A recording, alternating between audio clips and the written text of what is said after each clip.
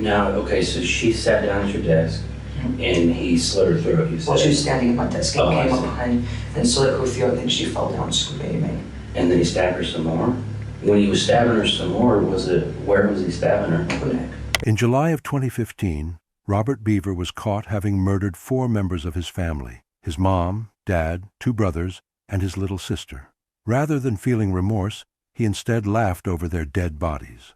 Accompanying Robert was his younger brother Michael. After killing most of their family, the 2 ran into the woods to try and escape, but were quickly surrounded by police. Robert and Michael Bever were arrested and scheduled to be put on trial. Since Robert was the one to initiate, plan out, and conducted most of the murders, you could make a case that Michael just went along with his brother's plan as a survival tactic. After all, Robert was an adult and Michael was a minor at the time. He could have been manipulated to join in his brother's scheme. This interview with Michael Bever that you're about to watch will be used to help investigators determine how to charge the teenage brother for his actions. You just gonna read some stuff to you. It makes it legal for us to talk to you, okay? So you understand what those are saying? Basically, if you want an attorney, just tell me. If you don't like any of the questions I ask, just tell me to stop. If you get uncomfortable, we'll stop whenever you want. Kind of, you're in control. Does that sound good? Sounds good. Okay. We see the officers start by making Michael feel comfortable by telling him he's in charge.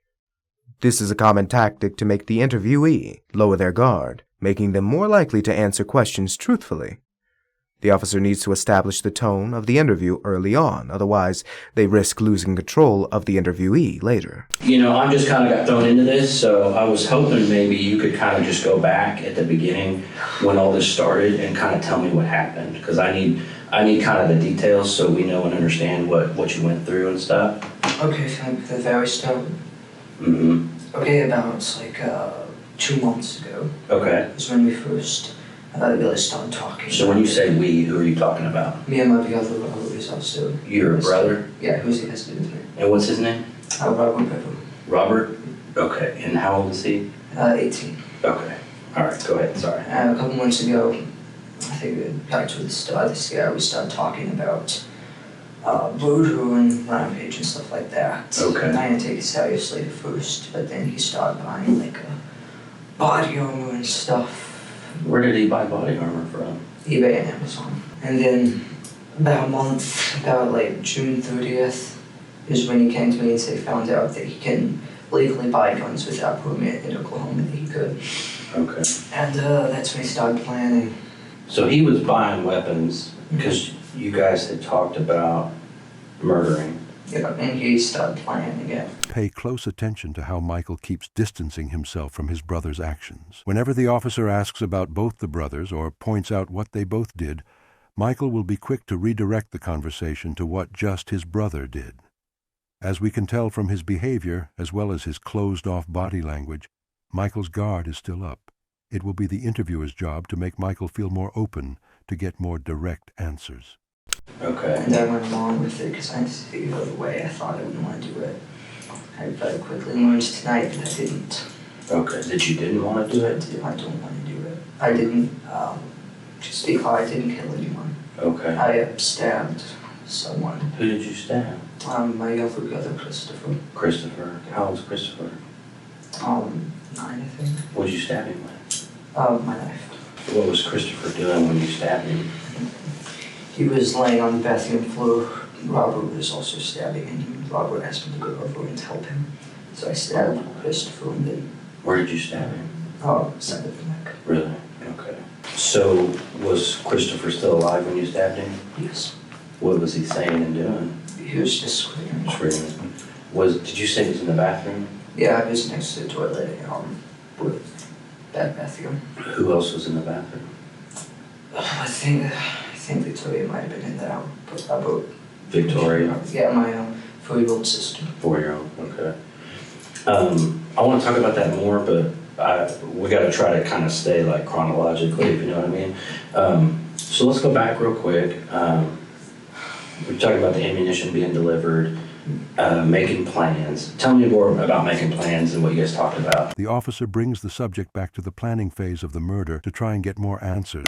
Making plans, we plotted every night And I started realizing we were actually going to do this on the second night.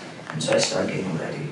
Did you guys make drawings or write things down? Or I think he had a journal. Basically writing his ideas down. I think it's under his bed. Under his I bed? haven't checked out. Is it like a journal, like a notepad, or like yeah, a book? It's like a blank book.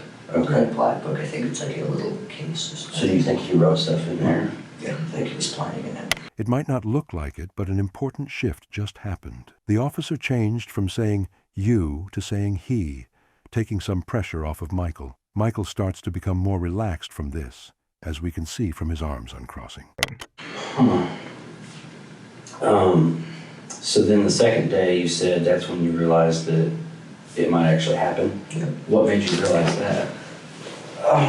How serious he was. I mean, he was going through, he started planning on taking all of his money out of his bank and throwing away all his stuff, so you know. Why did he want to do it? Kill people? Yeah. Well, mainly two reasons, I think. It's because he just, he says he hates everyone. He thinks society is pointless, and so he wanted to kill people. Yeah, and also he wanted to, beat the kill, amount of other famous people like Columbine and James Deacon Holmes. Okay. Did you kind of feel that way too, like when you guys were talking earlier, Yeah.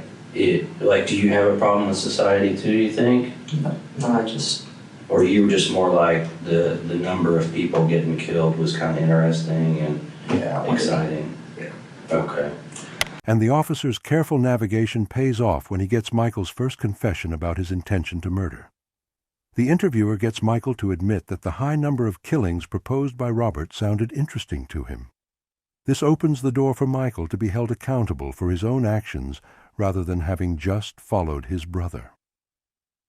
So did you guys have a goal? Did you have a number? He just wanted, I think he wanted to kill 50. Okay. I have a goal.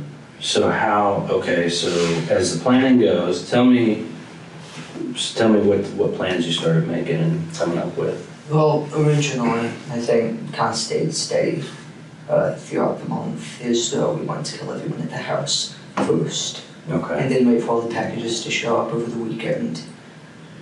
And then we take the Yukon and we get out of our state with the guns and start killing, rampaging. Did you know where you were going to drive to? Towards Washington.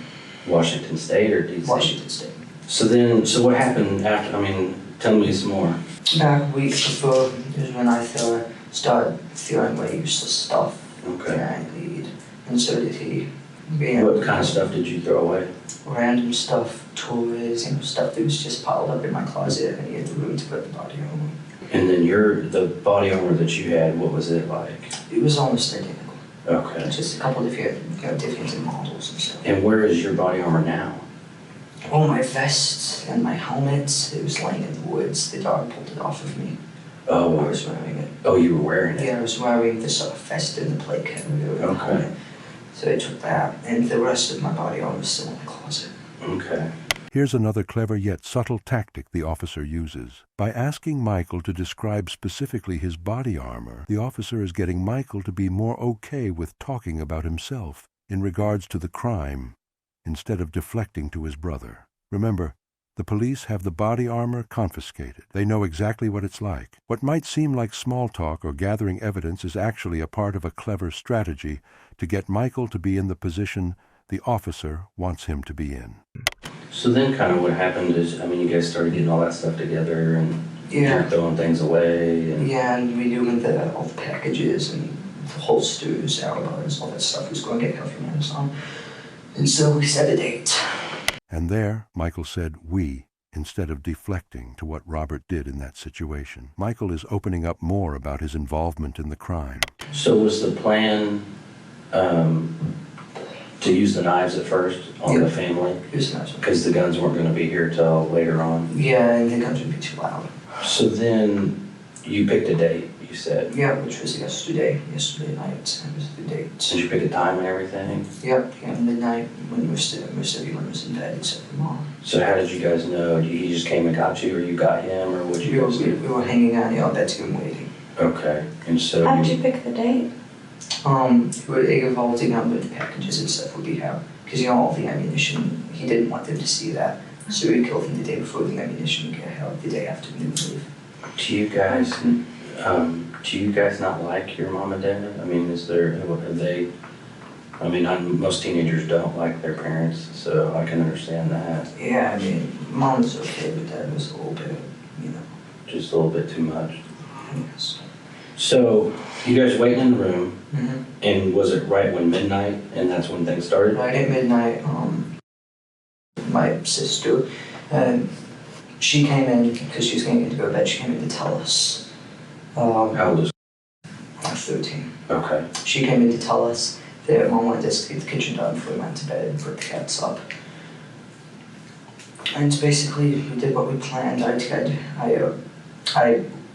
got to my desk, and I had to look at something to just get to roll up. We went up behind her, grabbed her, and slid with you. And then she fell to the ground screaming. Mom and dad, mom came in first, and then she was Is in your the room hallway. upstairs or something? I don't know. I haven't been to your house, so I don't know. Our room is downstairs. It's towards the back of the Okay. house. And so she fell down and started screaming. Yeah, Robert kept stabbing her. I kind of freaked out because, Mm-hmm. I wasn't planning on Were you this. saying anything, or, I mean? I just stood there. Okay. And then mom came in yelling, call the police. And then he went over and stabbed her. Then he stabbed her? Yeah, he probably was stabbing her, pushed her, further down the hallway, and got up and ran. Okay. She ran out the door. So she sat down at your desk, Mhm. and he slit her throat, you said? Well, she was standing at my desk and Oh, I came up see. behind and slit her throat, and then she fell down screaming. And then he stabbed her some more? When he was stabbing her some more, where was he stabbing her? Her neck. Oh, at her Her neck? neck and stomach. Stomach, okay. And then my mom came in and she started yelling, call the police, get dad. And then he came over and started attacking her. And he actually got up and ran out the front door. Wow. And once mom was on the ground, he got up and started chasing after her. And what were you doing? Standing Did you come out in the hallway? No, I was just standing in the room. And the process, I don't know what I was doing. So he stabbed your mom with the same knife? Yep, same. And where did he stab her? I think in the neck too. Okay. And no, actually, he stabbed her in the neck, pushed her into the kitchen, and then together. So with you, she started screaming and ran into the family room. At the same time, he realized had left the house. So I went over and disabled the alarm server, and But had she already gone outside? she went outside, and then Robert went after her. So where did she? She was laying in the driveway, and he took her back from the bench, if you got guard, and started choking her. on the bench out front? Yeah, it was like a little bench, and he threw the bench on her and went back inside to go after the little kids. Did he bring her in, or did she stay out there? She stayed out there until he asked me to bring her in. I ran out. I had to go her inside. That's why she was in the rescue way. I had to go her inside. You brought her back in. Yeah, Was she still alive? Yeah, she was still screaming. And then that's about the time Dad came down. Okay. Because his bedroom's upstairs. And he went back in the boys' area where Robert was. The boys' area, that's what they call it, a room. And they started attacking Dad. They got a little bit of a fight, but then eventually Robert got him down, and I think he killed him. Did he cut his throat too? Where did that happen? In our room. In your room? Yeah. And where were you? I was standing in the hallway. Okay. So did you see him cut your dad's throat? Yeah. Did he stab him other places too? I don't know, I think he just went for the throat. And And where was she? Was in the entryway? yeah, I think she was in the entryway at that time, and then he went in, and Daniel was in his room, which is down the hall, and I was like, let me. How old's Daniel? I think he's 12. Okay. And I was like, let me in, and he let me in. He was sitting on the phone with the police. I grabbed the phone, which is my phone. He got my phone. And then I ran into the kitchen and I smashed the underground. So, Which was your phone? Yeah, it was my phone. Ugh. Now you don't have a cell phone anymore. I don't. It might seem weird for the officer to joke about a broken cell phone considering the context. But remember, every piece of the conversation is meant to meet a goal in the interview, and a joke like this helps in two ways. First, it alleviates some tension, making it easier for a subject to talk about difficult topics. Second, it helps the interviewer connect with Michael and make it feel like they're on the same side. An oddly placed joke like this is a small moment, but it's the many small moments like this that allow interviewers to get the information that they need. And then I went back there, and and Daniel and Christopher locked himself in the bathroom, Daniel locked himself in Dad's office. Okay. And then I finally got both of them to open the door, because they thought I wanted in there to see. But they were in different rooms? Yeah, they're right next to each other. Right? Oh, I see. And then Robert went in and stabbed him, and they went in and stabbed Christopher. That's when I stabbed Christopher. So when he stabbed Daniel, where did he stab Daniel? I think he shanked him in the neck, and then Daniel ran off, and so I went in and started attacking Christopher. So Daniel got stabbed in the neck and ran off? Yeah. Where did he run to? He ran into the family room about Mom. Mom ended up, she was lying on the ground yelling, call 911. Okay. And he stopped in there? Yeah, he collapsed in there, and then Robert came in and started stabbing him in the chest. Oh, I see. And then who's the youngest, the 4-year-old? The 4-year-old, I don't know what happened with her. I hope she's alive. I'm sorry, maybe I messed up. The one that you stabbed, who was that? Christopher. Christopher, that's what I'm He's 8-year-old, I think. He's 8. 10. And he was in the bathroom. Yep. So Daniel had got stabbed in the neck, ran out to where your mom was. Yeah. Robert followed him, stabbed him some more. Yeah, after we stabbed Christopher in the bathroom. Oh, I see. Okay. And then basically after that, everyone was pretty much dead. We forgot about all. Who was dead? Everyone, I think, Okay. looked like they were dead, except for she was lying in the interview screaming. Then there was a knock at the door. Okay. Someone knocked at the door. I think that might be the neighbor, because the police wouldn't have been there yet. And then they just kept knocking on the door. So we turned around. I grabbed on, put my soft vest and heavy vest on. I was carrying the plates. I put my helmet on. And then we went out the back door of Dad's office, climbed over the fence, went down into the park, and started cutting through the woods. Okay. We both collapsed. And we started, we were just sitting there, and they found us. That's how you got kind of dirty and stuff, dirt on you. Yeah. So you guys collapsed. Were you just kind of hiding out? Yeah, we were just laying in a little ditch thing in the woods, and then we saw the light and we lay down, and the dog came And then the over. dog. Did you hear the dog coming? Mm-hmm. So we talked a lot about your plans in the beginning, because here's what I don't understand is, as you and Robert are kind of planning things out, I mean, because you seem like a really smart kid, and that you kind of, I mean, it seems like you had some pretty detailed plans. You guys had good equipment and weapons, and it seems to me, and tell me if I'm wrong, but I would think that as you guys planned this out, you had maybe more specific plans, like Robert was going to kill this person, and you were going to kill. So who were you supposed to kill? The officer has done a lot of groundwork to get Michael to feel comfortable talking about his own involvement in the murders and is now ready to start asking more pressing questions. Remember, the objective is to separate Michael from his brother Robert. There needs to be clear proof that Michael acted and murdered on his own accord. We have some evidence already, but there needs to be something more concrete to be used in court. I was supposed to take my pistol crossbow. Who was supposed to shank his son? She was supposed to die quietly. Yeah, she was going to be the first one, she was. And then Robert would go in, slit Mom's throat, push her over with him. We both go in and kill Victoria. Because it was supposed to be like quiet, right? Yeah, it was supposed to be with it. And then I would go upstairs and shoot David, Dad. And the guy with my pistol crossbow, which would kill him. And then Robert would go over and kill him. Okay. So did you use your crossbow at all? No. The only time I ever hurt anybody was when I stabbed Christopher in the neck. So, who all died? Who do you know died for sure? Like, what's the count? How do we know? I don't know. Okay. Who do you think died? Dad, Mom, Daniel. That's about all I know because I saw them. And Daniel's the one that you stabbed? No, Chris was the one I stabbed. Daniel's the one he went in and stabbed him in the lungs. And he was in the living room? Yeah, in the living room with Mom. And Christopher, You stabbed him in the neck. Yeah, he was in the bathroom. So was he still making noise when you left, or how did that go down? Yeah, he was still yelling when I left. I don't know if I probably killed him. I think he might have been alive because later I came back and the door was shut and locked. I tried to kick it down. Okay. Just those holes in that door now. So. You kicked it down?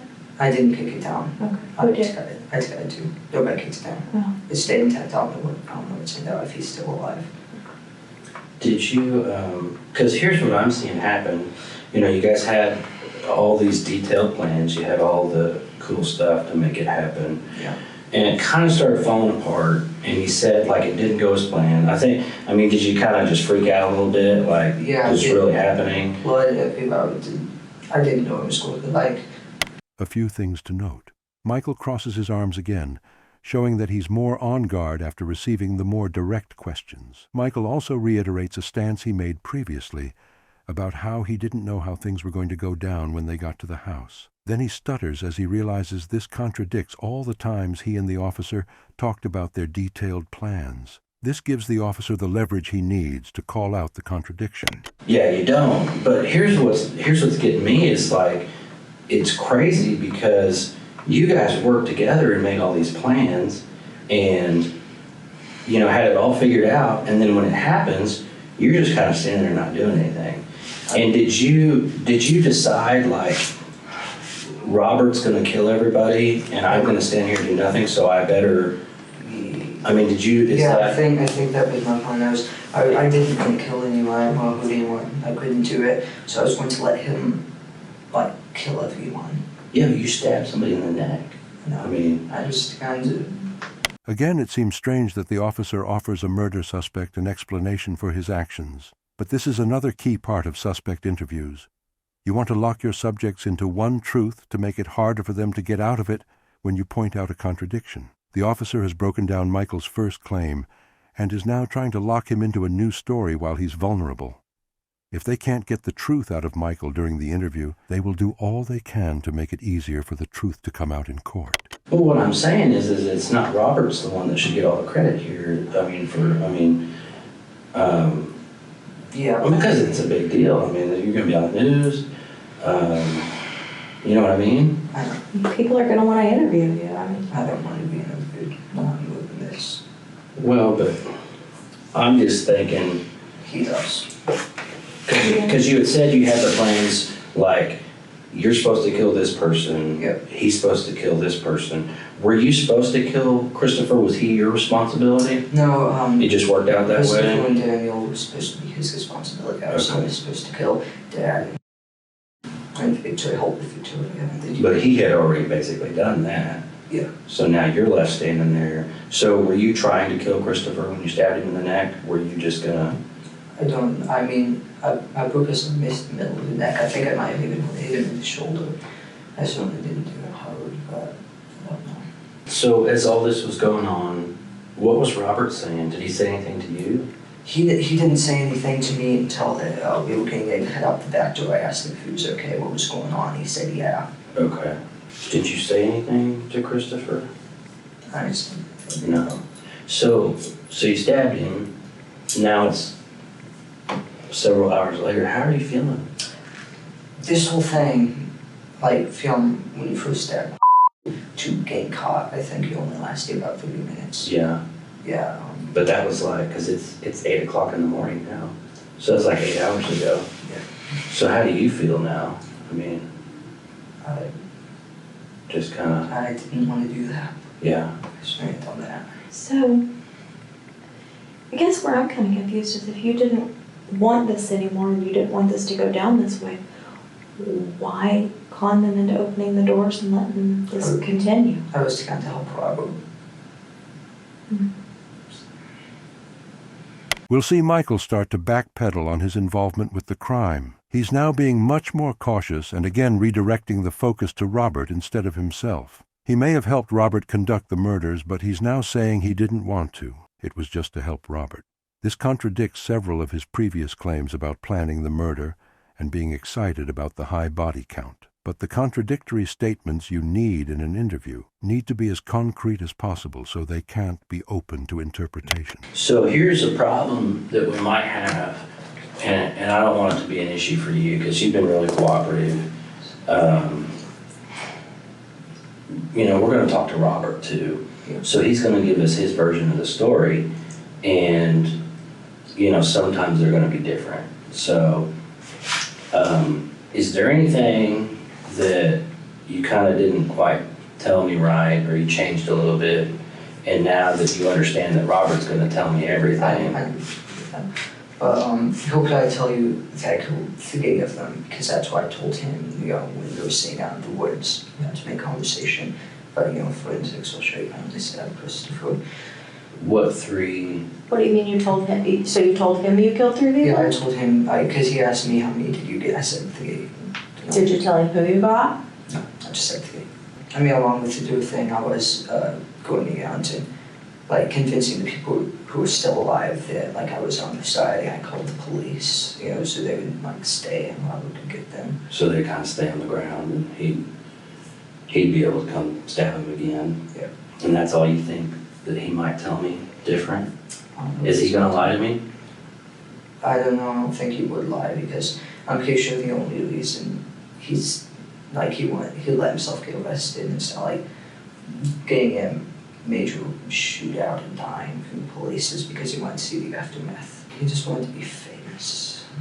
What did you want? Me? Mm-hmm. You keep talking about what he wanted. What did you want? No, I just wanted to go out Luna's program, get a job.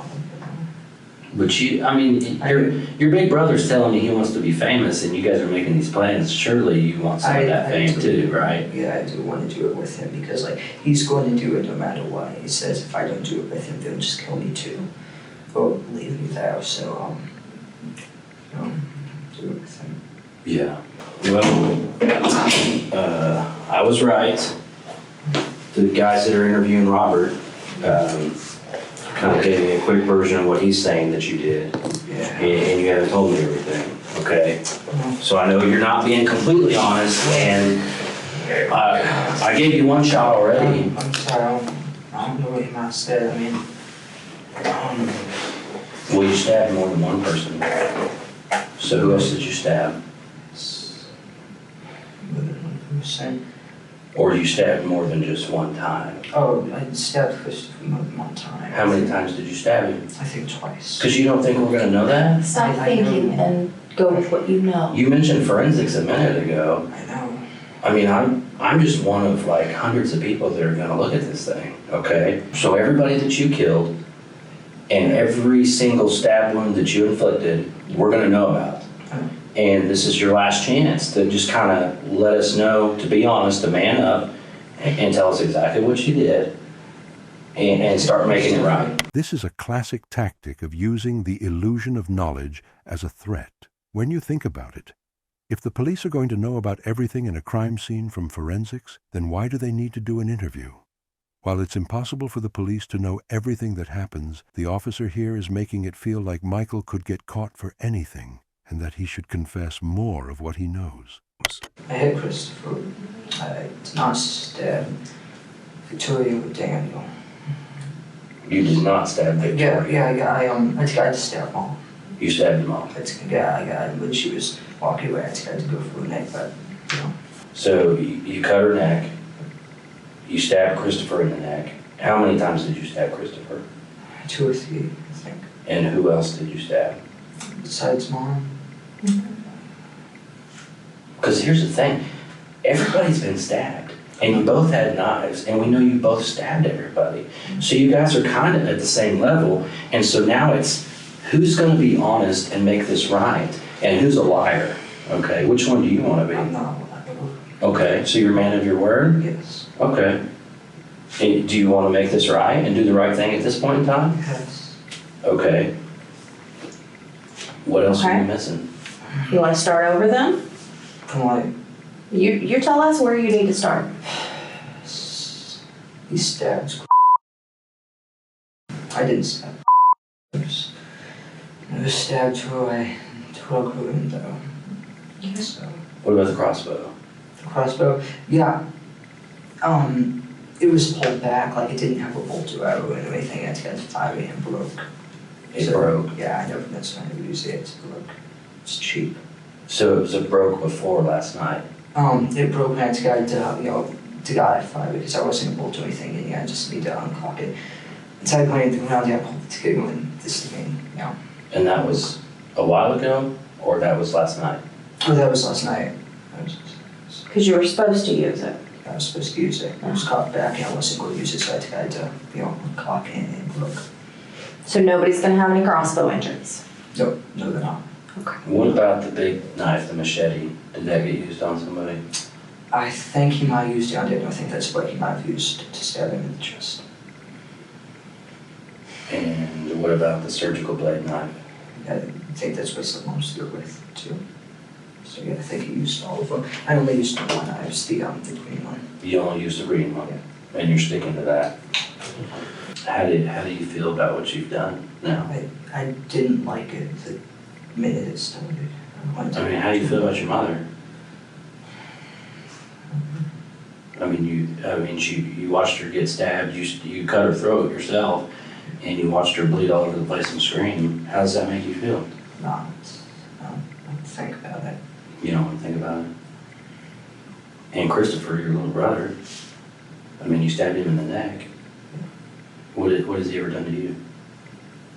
Nothing. So he's just a number. Yes. And how do you feel about that now? It's pointless. It's what? Pointless. Pointless.